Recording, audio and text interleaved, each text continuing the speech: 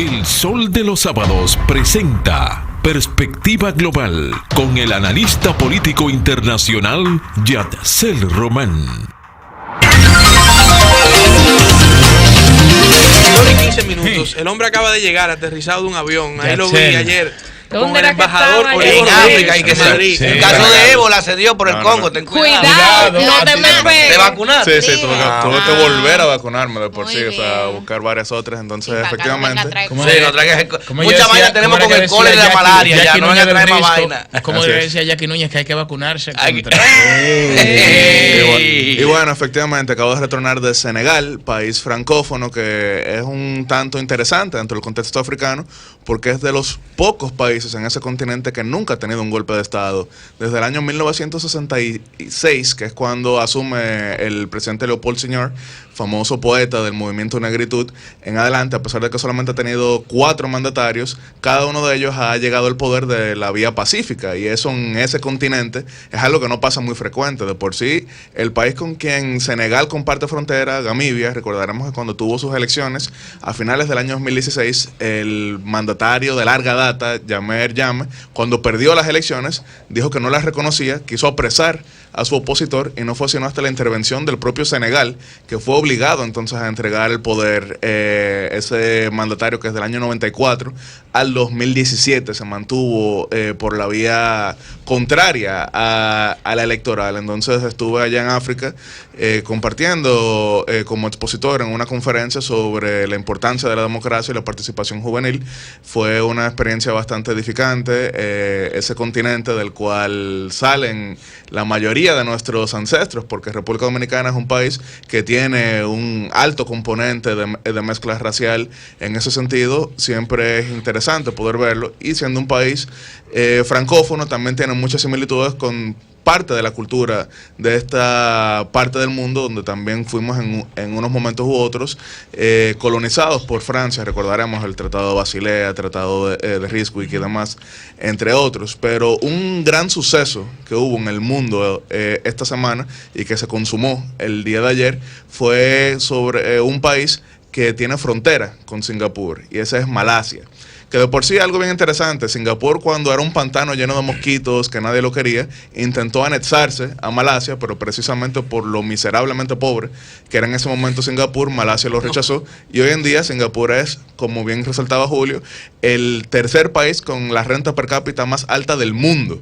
Pero bueno, Malasia, desde el año 1959, había sido gobernado por un solo sector político, el llamado Frente Nacional, que reúne a distintos partidos de tendencia china, de tendencia musulmana, que se habían prolongado en el poder y habían logrado que ese país, que también había tenido índices de pobreza, se convirtiera en un país bastante desarrollado.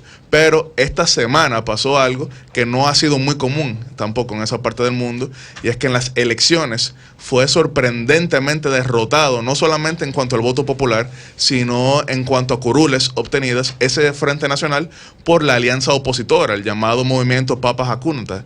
Y eso es algo interesante, porque no todos los días un régimen de 60 años es derrotado en las elecciones, pero también por la manera en que pasa. Y es que la oposición que gana no es una oposición tradicional, porque quien encabeza la alianza opositora es el ex primer ministro de Malasia, Mahathir Mohamad, que durante 22 años fue gobernante precisamente por el Frente Nacional, y que ahora con 92 años de edad se vuelve no solamente el actual gobernante más viejo del mundo, sino el gobernante electo más viejo en la historia del mundo, rompiendo el récord de Joaquín Balaguer con 87 años y de Robert Mugabe con 89.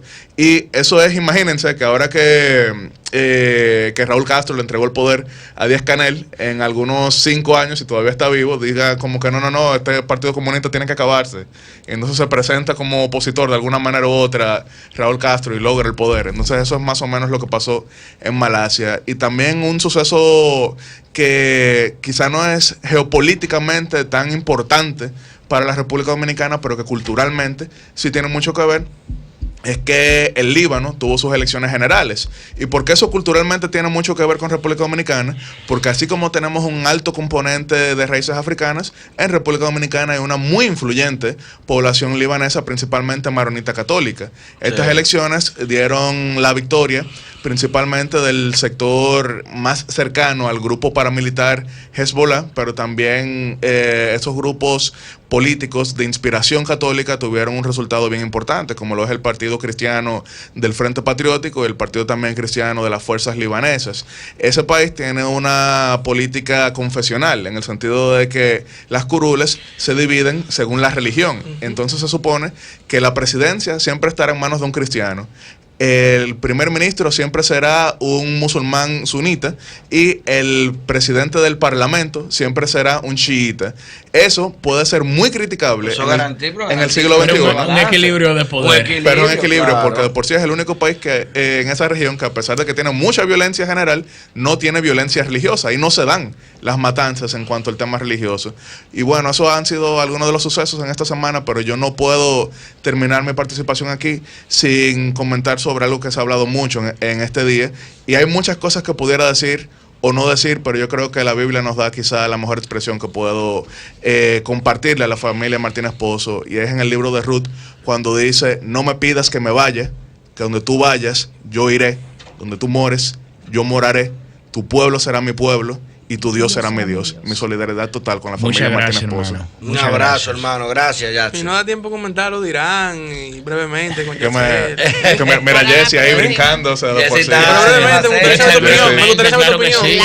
¿Y qué impacto pudiera tener en el precio del petróleo? Bueno, sí, precisamente el acuerdo con Irán es un acuerdo que se firmó con Barack Obama, y no solamente es ese país de los Estados Unidos, sino también los miembros permanentes del Consejo de Seguridad y también parte de la Unión Europea, y que era un acuerdo pragmático en el cual se levantaban sanciones para Irán a modo de ir desmontando su programa nuclear, que luego del de Corea del Norte había sido uno de los más preocupantes a nivel global. Pero eso fue un acuerdo muy controversial en Estados Unidos, fue parte del debate político en Estados Unidos, porque no solamente Donald Trump, hay que resaltar, varios de los otros candidatos opositores en ese momento, pero hoy oficialistas, habían dicho que lo iban a revisar de llegar al poder. Así que es erróneo decir que esto fue un capricho de Donald Trump. Ahora bien, ¿qué puede ser preocupante? Que nuevamente se establezcan sanciones para empresas que operen en Irán, que eso entonces tenga una repercusión en el petróleo y República Dominicana como isla, porque no solamente se trata de nuestro país, sino que en las islas la generación de energía es muy cara, entonces no tenemos esos recursos para adquirir energía, dígase tradicional o menos convencional. Eso impacte en cuanto a nuestra economía.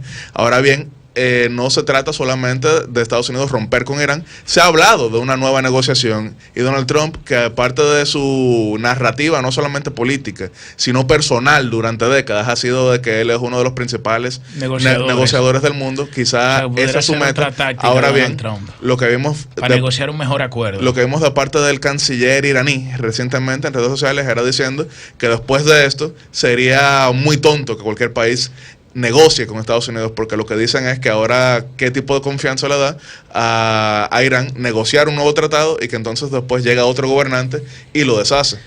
Bueno, hay buena opinión. Gracias, Yacel, por estar con nosotros este sábado. Perspectiva global. Cambio y fuera. El sol de los sábados.